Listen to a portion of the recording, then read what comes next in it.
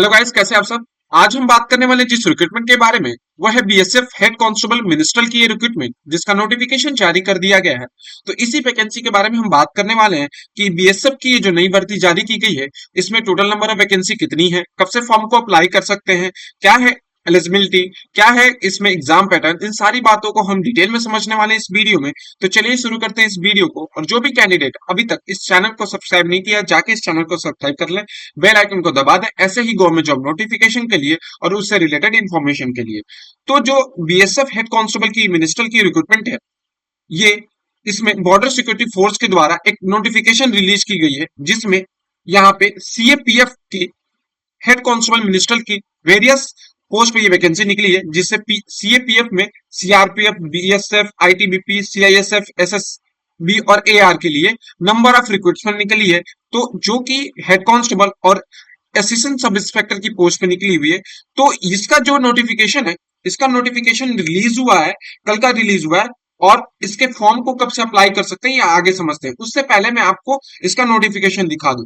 तो ये अभी शॉर्ट नोटिफिकेशन इसका रिलीज किया गया है बॉर्डर सिक्योरिटी फोर्स के द्वारा, जिसका ओपनिंग डेट जो है वो 9/6/2024, मतलब इस महीने के 9 तारीख से इस फॉर्म को अप्लाई कर सकते हैं और क्लोजिंग डेट अगले महीने के 8 तारीख तक रखी गई है। इसमें जो वेरियस पोस्ट दी गई है, CRPF, BSF, ITBP, CISF, SSB, तो ये निकला हुआ असिस्टेंट सब इंस्पेक्टर की पोस्ट पे और हेड कांस्टेबल में। और जो इसमें हेड कांस्टेबल का है उसमें एक हवलदार भी है जिसको क्लर्क बुलाते हैं। तो यहाँ पे पोस्ट निकली हुई है जो कि सीआरपीएफ में कितनी है, एसएसबी में कितनी है, मैं आगे ही बताऊंगा कि कितनी कितनी वैकेंसियां निकली है। तो इसमें ये सारी पोस्ट निकली हुई है। और यहाँ पे जो 10% वैकेंसी है वो एक्स सर्विसमैन के लिए क्या है, रिजर्व रखी गई। ये मेल और फीमेल बोथ कैंडिडेट के लिए वैकेंसी है। तो वो दोनों इस कैंडिडेट इस फॉर्म को अप्लाई कर सकते हैं। फॉर्म की अप्लाई डेट 9 जून रखी गई है। तो कब से फॉर्म को अप्लाई कर सकते हैं, तो अप्लाई करने की जो डेट है वो 9 जून 2024 है, जबकि लास्ट डेट इस फॉर्म की अप्लाई करने की 8 जुलाई 2024। एग्जाम डेट अभी नोटिफाई नहीं किया गया, तो जब भी एग्जाम डेट आएगा या और भी वैकेंसी से रिलेटेड जो भी चीजें आएंगी इस चैनल पर प्रोवाइड मैं करा दूंगा। आगे बात करूं इसके, तो एज लिमिट और इसकी एजुकेशन क्वालिफिकेशन के बारे में हम समझ लेते हैं। तो जो इसमें एज लिमिट रहती है, ठीक है, वो हेड कांस्टेबल और असिस्टेंट सब इंस्पेक्टर की पोस्ट के लिए जो दी गई है वो 18 से 25 साल रखी गई है। ये जो रखी गई है ये जनरल के लिए रखी गई है। जनरल की एज लिमिट है 18 से 25 साल। जो एज काउंट होगी आपकी 1 अगस्त 2024 से काउंट होगी। जो भी कैंडिडेट 1 अगस्त 2024 का है, अगर वो जनरल से बिलोंग करता है तो उसकी एज 18 से 25 साल होनी चाहिए। अगर वो ओबीसी कैंडिडेट है तो उसमें 3 साल की छूट, और वो एससी या एसटी कैंडिडेट है तो उसको 5 साल की छूट दी जाएगी। अगर मैं बात करूं एजुकेशन क्वालिफिकेशन की, तो जो हेड कांस्टेबल और क्लर्क की जो वैकेंसी है जिसको हवलदार बोलते हैं, उसमें 1283 वैकेंसियां हैं। जो कि उसमें 12th पास, आप किसी भी स्ट्रीम बोर्ड से अगर इंस्टीट्यूट से 12th पास आउट है तो इस वैकेंसी के लिए एलिजिबल है। बस आपकी एज लिमिट 18 से 25 साल होनी जरूरी है। इसमें प्लस आपके पास स्टोनो की टाइपिंग होनी चाहिए। जबकि असिस्टेंट सब इंस्पेक्टर की पोस्ट के लिए 283 पोस्ट निकली हुई है, 243 इसमें वैकेंसियां हैं। इसमें भी आपके पास 12th पास आउट होने चाहिए और आपके पास क्या होनी चाहिए, टाइपिंग होनी चाहिए। तो ठीक है, तो ये रहा इसकी एजुकेशन क्वालिफिकेशन और एज लिमिट। आगे बात करूं इस वैकेंसी की, आगे बात करूं इस वैकेंसी के कि इसमें असिस्टेंट सब इंस्पेक्टर की नंबर ऑफ वैकेंसी किस पोस्ट के लिए कितनी है, तो जान लेते हैं। सीआरपीएफ की इसमें टोटल नंबर ऑफ जो वैकेंसी है 21 है, जिसमें जनरल की 8, ईडब्ल्यूएस की 2, ओबीसी की 6, एससी की 3, एसटी की 2। तो ये जो है वैकेंसी जो है मैं ये आपको टेलीग्राम चैनल पर अपने प्रोवाइड कर दूं, जिसका लिंक डिस्क्रिप्शन में दे दूंगा, तो वहां से भी जाके आप इस चीज को चेक कर सकते हैं। बीएसएफ में टोटल 17 वैकेंसियां, आईटीबीपी में 56, सीआईएसएफ में 146 और एसएसबी में 3 रखी गई। एआर की कोई भी वैकेंसी यहाँ पे नहीं रखी गई, जिसको असम राइफल बोलते हैं।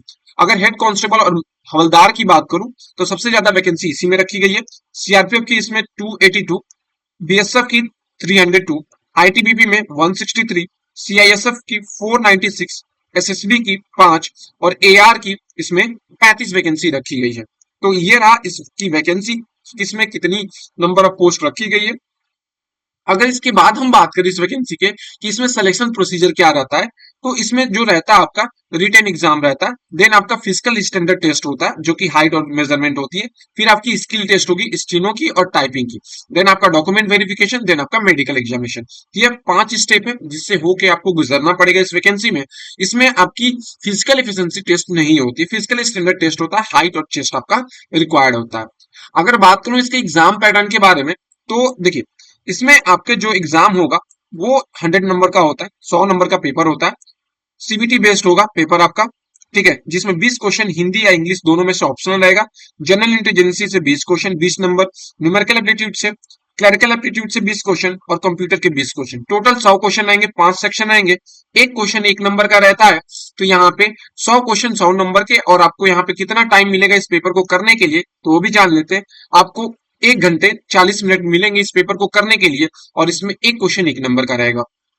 अगर मैं बात करूं इसमें क्वालिफिकेशन की, तो मिनिमम क्वालिफिकेशन मार्क्स जो रिक्वायर्ड होता है 35% होना चाहिए जनरल के लिए, और 33 ओबीसी एसटी और एससी के लिए होना चाहिए रीटेक एग्जाम को क्वालिफाई करने के लिए।